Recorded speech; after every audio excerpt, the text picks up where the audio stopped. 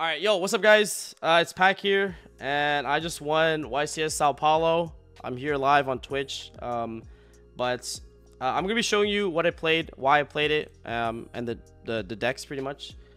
I played Unchained. I thought this deck was really well positioned for the YCS. I thought the deck was really strong and super underrated. A lot of people did not think this deck was real or thought it was like some gimmicky rogue deck, but I saw the potential of it because if you guys watch a lot of my YouTube videos, you see that every Wednesday I go to locals and I test literally every deck of the meta. And in those like local videos, I feel like I'm actually like genuinely testing the deck. You'll see the first Unchained video I put out where I played this deck for the first time at locals. I was actually messing up a lot. And then I made a subsequent video following it where I analyzed a lot of my gameplay and how I could have played better. And that's kind of like pretty much like the testing that I did with like all of the decks, and it kind of gave me a good first glimpse of like what all like the new deck did post Dune. And when I was trying out Unchained, I've realized that this deck doesn't lose to like any hand trap, including Nib. Like, I think a lot of people think Nib is good into this deck, but I think it's good into people who don't know how to play this deck, in my opinion. One Torghast by itself actually beats Nib, but people just don't know the combo because it's not on a spreadsheet or anywhere. Like I like pretty much had to like develop a lot of combos and come up with like a lot of stuff that aren't on the spreadsheet just by playing it and understanding like pretty much the mechanic of the deck. But before we get started into the rest of the profile, I kind of want to do a couple shout outs, which I wrote on my phone because I don't want to forget anything. For second win, I figured I'd just read the list. So, but number one, shout out to my parents for supporting me. They're just awesome. My two teammates, Ruben, Kamal, for winning the event with me. Vins for basically kind of putting me on the deck initially. G, Walter, Jesse, Cam, and Nesh, and Jojo SMR for testing with me the Unchained deck. Amai in the Unchained Discord. Even though a couple people in the Unchained Discord are trolls, but Amai is the guy on DB who like got first, second, and third, or first, second, and fifth, whatever, with Unchained. So I was like, I started looking into the deck more because of that as well. The Bozos Discord, the WAF Discord, everyone that congratulated me and supported me as a player and content creator. My sponsors, shout out to Team Samurai X1 and Sleeve Chiefs. You can use Pack10 at TX1.com and Pack5 at sleevechiefs.de for discounts off their store. Shout out to my other sponsor, the store, James and Gamer's Choice. And then also just a huge shout out to Konami for streaming the first South American YCS. It's just nice that like I can relive the moment and go back and pretty much and watch, you know, like that history. So I think that's really neat. I'm really glad Konami decided to stream it. So and now let's get into the deck profile. So the first thing about the Unchained deck, 3 Tour Guide. You're actually a boss if you don't play this. Like, Tour Guide is like insane in this deck because it's a 1 card. It does everything that the 2 card combo does, and not only that, Tour Guide by itself beats Nibru. Like, basically, there's a combo that you can do in Tour Guide that if you open like Tour Guide plus 4 non-engine, you just beat, like, Nibru does not do anything to his deck. I think the misconception is that like Nib does something, which is like what people are citing as his deck, but it actually does not do anything to my deck at all. And that's why I decided to play Tour Guide when I figured out the combo. And yeah, this card by itself does everything you want it to do. And the reason why you also have to play it is because when you're playing a YCS level tournament, or you're playing a regional, like not even a regional, that doesn't really count, but mainly a YCS level tournament where you have a Swiss round and then a top cut round, you need your deck to be as consistent as possible. To make it into top cut, and then also your deck to be consistent as possible to that when you do make it into top cut, you can go all the way to the end and actually win. My personal record for this deck in the Team YCS was I only lost once in Swiss to the mirror match against Jesse Cotton, like one of the greatest players in the game, and I literally lost game 1 and 3 because I bricked. Like, I straight up bricked. And, like, for me, it makes no sense to not play a card like Tour Guide that helps your consistency. So, this card literally, we did the math on it. The tour guide package makes your deck go from like 80% all the way over to over 90%, especially with the DDD cards, to have 90% consistency, to have playable hands. And so I'm explaining this card a lot, but for some reason, this is a contentious debate in the Unchained community for zero reason. Like, you have to play this card, or I don't know, just sell your deck. All right, I played 2 Rakea because it was my other 2 normal summons. Okay, my two other normal summons. Okay. I originally was playing 1 Rakea, but I decided to bump it up to 2 because I wanted more normal summons in the deck and more ways to like play. Like I said, the biggest issue I had with this deck was consistency. Like, I think this deck was like so broken when you go first, but it doesn't matter how broken the deck is if you can't play the game. So I'm just splitting the deck into like the normal summons right now, and so these are like my 5 normal summons, and then this is like my 1 pseudo normal summon. So if you open like basically a way to play like Aruha or Shavara or the DDD cards, and you hard open this, then it becomes good. Or with the traps, but realistically these are like your normal summons, and this is like a pseudo one. It's like not a real normal summon. So these are like the 5-6 normal summons in the deck, and then you have like the extenders. So you have 3 Aruha and then 3 Shavara, which is the new card of the latest set. Aruha is like, so basically these 6 copies is basically like your extender. They're like probably the most broken cards in the deck. Starting with this is like insane. There's really not much to say about it. This card is actually not balanced. This is what I feel like. This card is basically Mathmech Circular for the Unchained deck, because it's a quick effect for zero reason. Shout out to the people in Brazil who gave me the Portuguese comments from their entry packs. That shit was nice. Basically, the Shavara being a quick effect is ridiculous because you can like beat Cosmic now because of this card. Also, yeah, the reason why I bumped Rakea to 2 is because going second into a lot of boards, you can beat Cosmic Cyclone with Rakea, because you can like, Rakea is a quick effect. So like basically having quick effect pops like these like lets you beat Cosmic Cyclone and all that good stuff. So just standard so far. 1 Shayama, pretty much like also the other new card, but it's not an optimal card to draw, so you only play 1. 1 Rhino for the tour guide. 1 Abominable Soul. I almost thought about playing more of this, but I think if you play the pure version, you should probably play 3. But in the regular version, 1 is enough. 1 Disaster. I'll explain this after. And then 1 Vice King. Actually, I probably should explain these. So, alright. I'll explain the Disaster first. So, this card is a brick. It's straight up, like, awful to draw. The card is literally, like, so ass to draw. But the reason why I play this card is because I figured out some insane lines in the deck that allows you to beat Nibru and end on Gryphonlock double trap through Nib, because if you play this card. So I play this card because of the fact that it allows you to beat Nibru and end on like the Gryphonlock double trap, or you can end on you can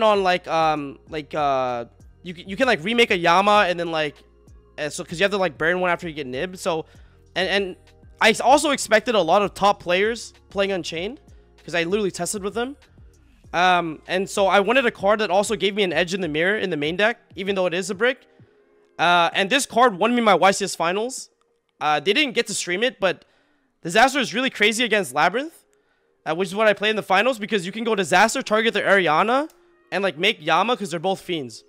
And I played like 3 Labyrinth players the entire tournament, and I think I 2-would all of them except the guy in the finals. That was 2-1. But this card is what allowed me to like pretty much beat Labyrinth with just Engine. And like it has a really cool effect too, where if it's destroyed, you can revive any Unchained monster in your graveyard, which include extra deck monsters. So you can actually revive back like Yama and then trigger it to search, because Yama triggers on special summon.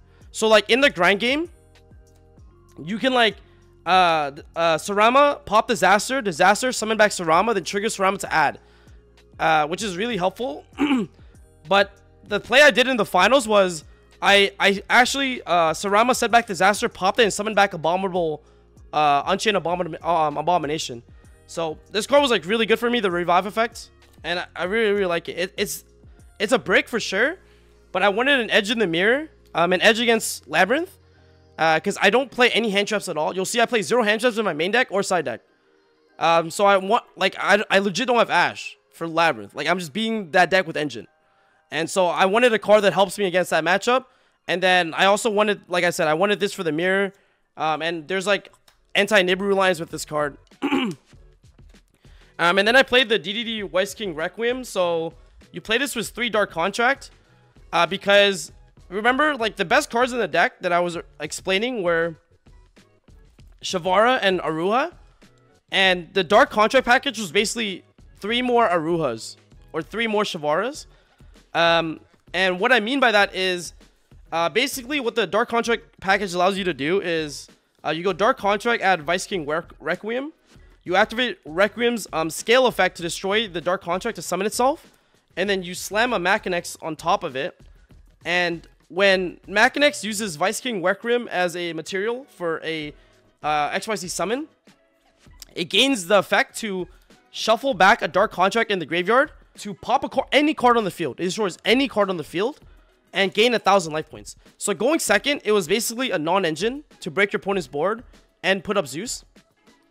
And the other theory that we had was basically if you play against a Kashtira, one of the things that Kashtira does is against the good Cash players, when they shifter you going first, like Cash player going first, they shifter you. And what they do is they go special Unicorn, Theosis for Frenir, add another Unicorn, and they pass with Unicorn Frenir, non-engine, and Unicorn back for follow-up. Okay, that's what they do, because making a Rise Heart doesn't, like, it's not really that good when you already shifted your opponent going first. That's what the good Cash players have been doing. And so the theory was also that, like, if you open Dark Contract, you can Dark Contract for this, like I said. But the effect of summon itself is a spell effect because it's a pendulum effect. So it plays around Frenir. So you can summon this, then slam this, beat over Frenir, then put Zeus, and then nuke everything. While they shifted you when they went first, if that makes sense. And then you can play with your engine after.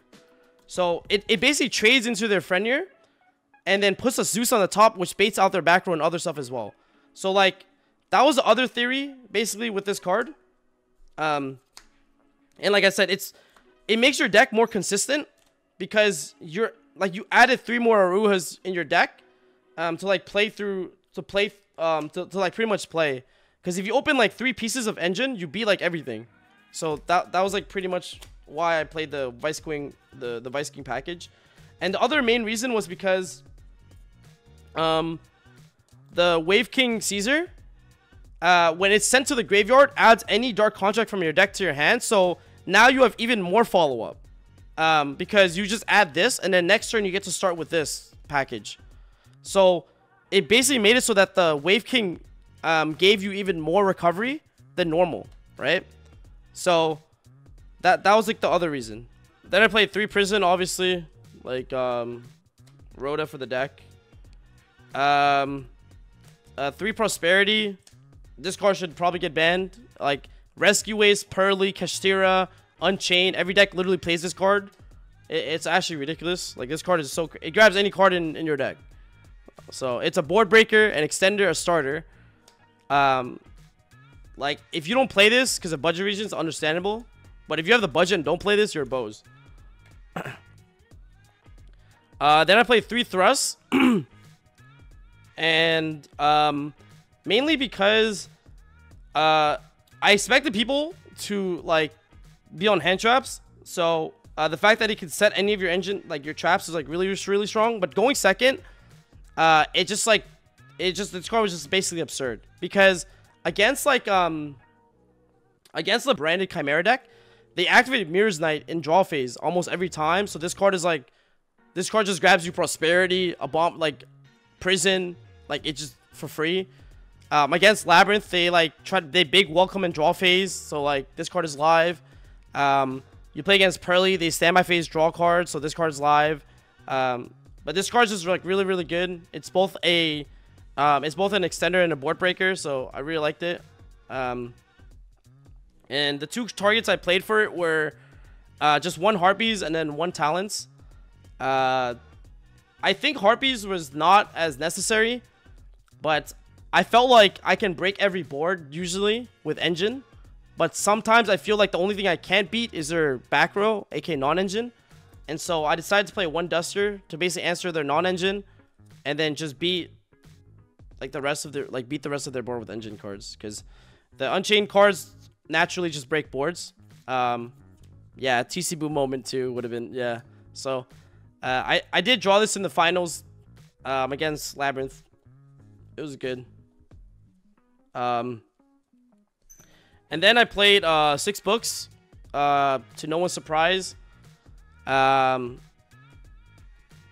in a Kashtira Pearly format, or that's what everyone thinks the best decks are, so these cards are just broken. This card is especially broken for a couple reasons.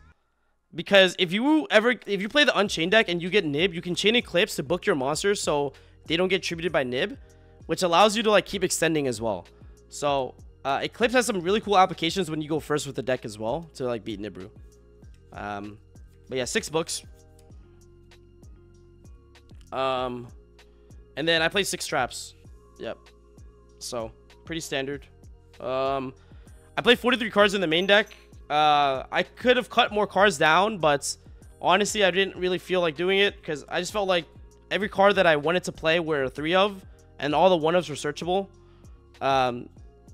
So I just wanted to play everything that I wanted to draw at 3. Just, you know, my philosophy on deck building. Just play everything that you want to draw, want to see at 3. Like, these are all 3-ofs. All the 1-ofs are searchable or utility cards. Just literally like just how, you know, just how I build decks. All these 1-ofs and then like all the 3-ofs, right? So it's either 3-ofs or 1-ofs basically. And then the only 2-ofs I had was this card, which is basically just normal summon wise. I think you could have cut Rakea down to 1, in my opinion. But yeah, with all the bricks in the deck too, I think 43 was fine in my opinion. For the extra deck, I played 3 Sarama.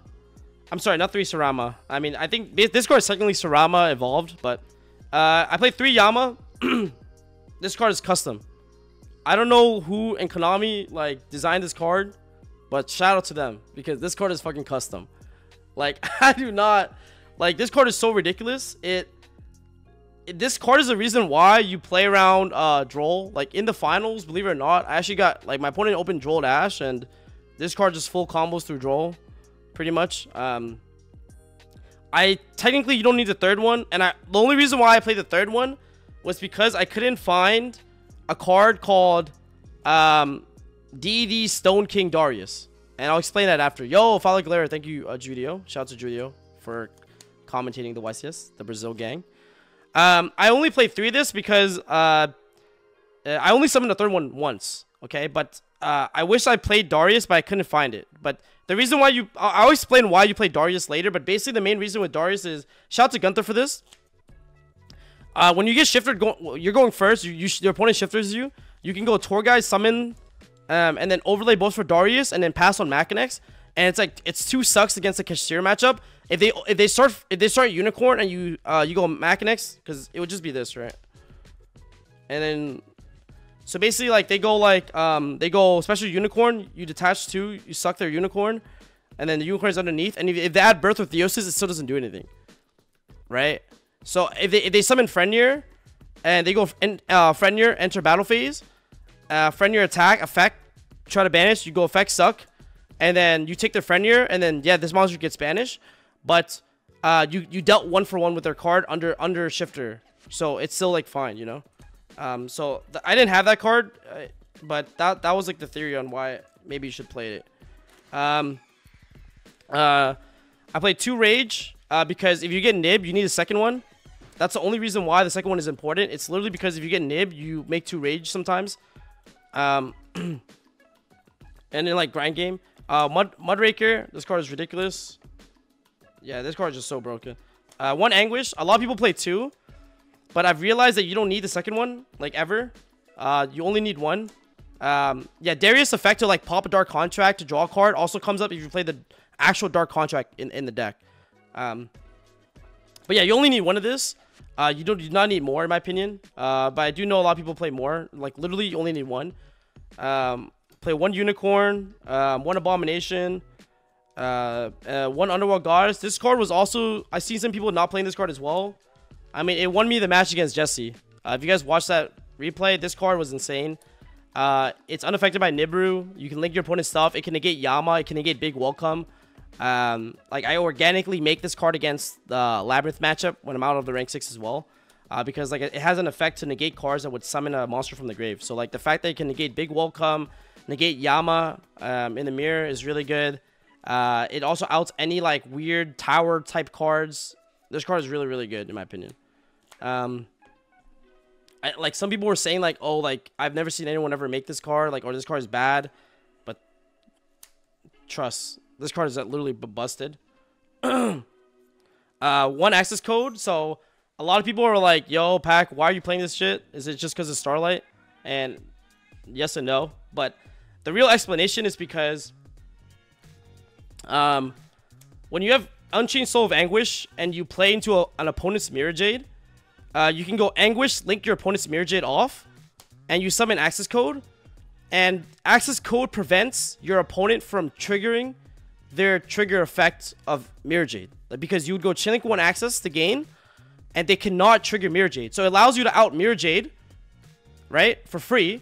And if your opponent summons like Jewess Worm, you do the same thing. Nice Jewess, because Jewess Worm is a big problem.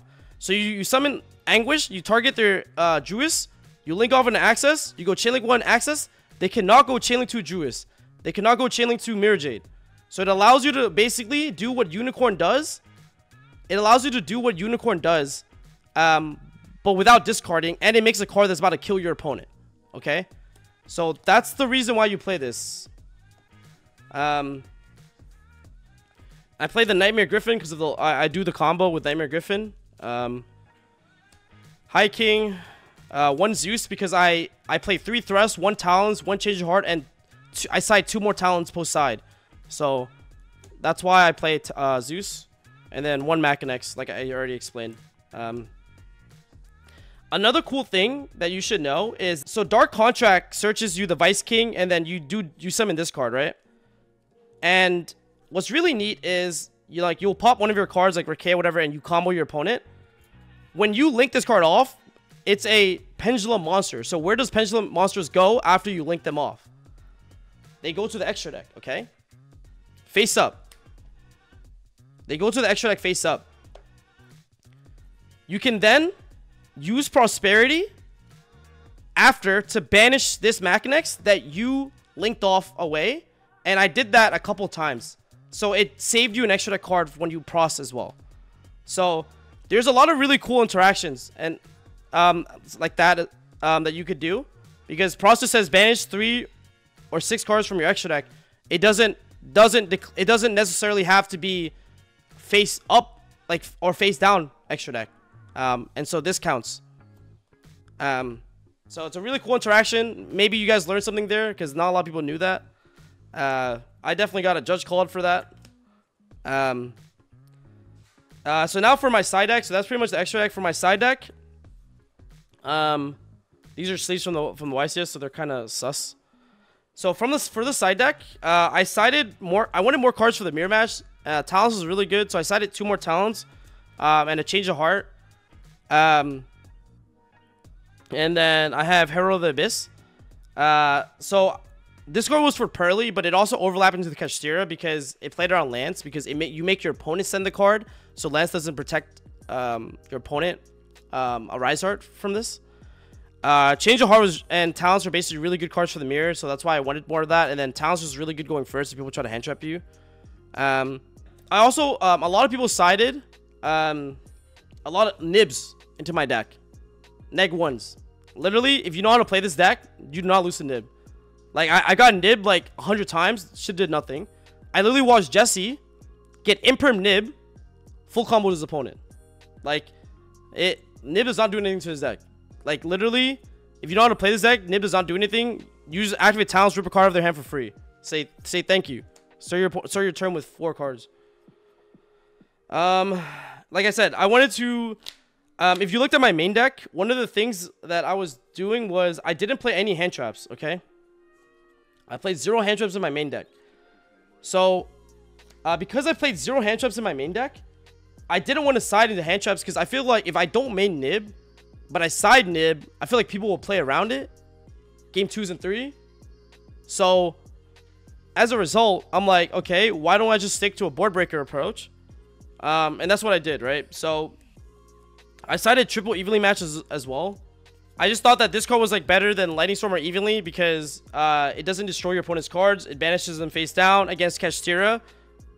If all they keep is a Rise Heart, I'm okay with that because, like I said, if they make their board really wide, I can evenly them and make them keep just a Rise Heart, and like I have a combination of Talons, Thrust, Change of Heart, and everything else to like beat their Rise Heart, and you can just beat their Rise Heart with just straight up engine. So I didn't really feel like I needed, like I just wanted to clear their non-engine with evenly and then beat them with, and then just beat them with my engine. So that's why I decided to play the evenly matches. They were really good for me. I played against a Runic Furhire person in top 8. I Book of Eclipse to bait out the carrot. I evenly him for everything. And then the game's just over on the spot. So. And then, for some spice, I sided 3 Darumidal Cannon.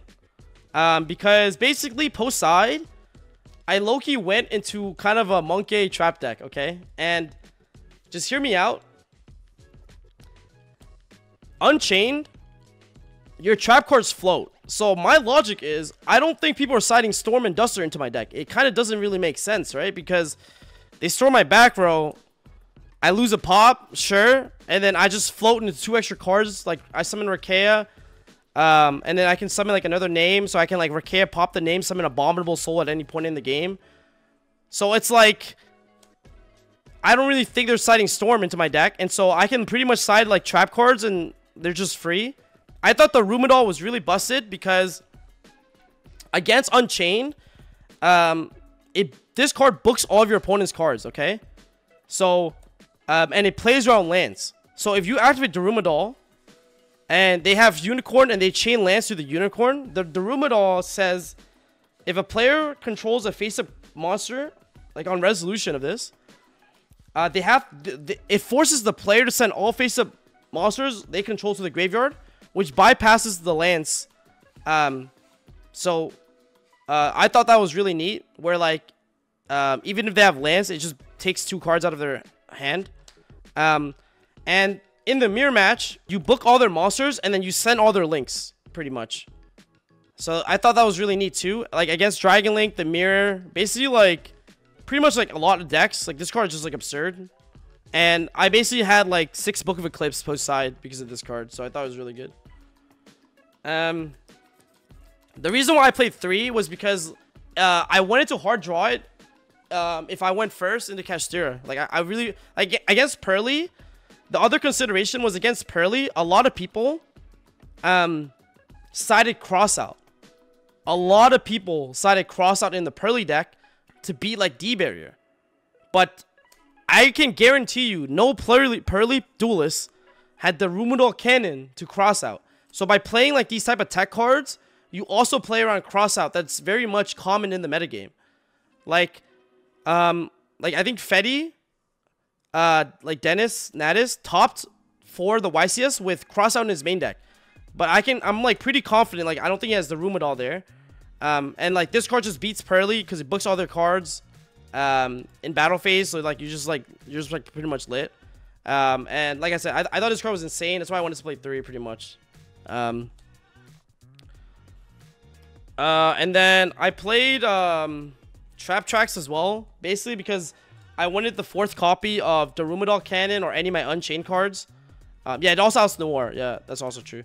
So I wanted like the 4th copy of all of, like my Unchained cards, as well as all my like more copies of Darumidal. But I thought it was worse.